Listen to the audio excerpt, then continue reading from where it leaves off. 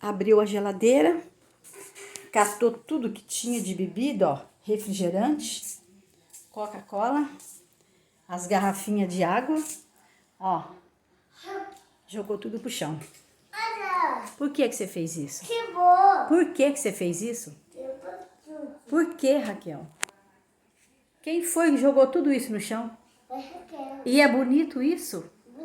Não é bonito, não. Você não faz mais isso, hein? É feio. Por que é feio? É falta de educação. Olha aí, dá uma olhada, vê se isso é coisa de fazer. Olha aqui. Olha aí.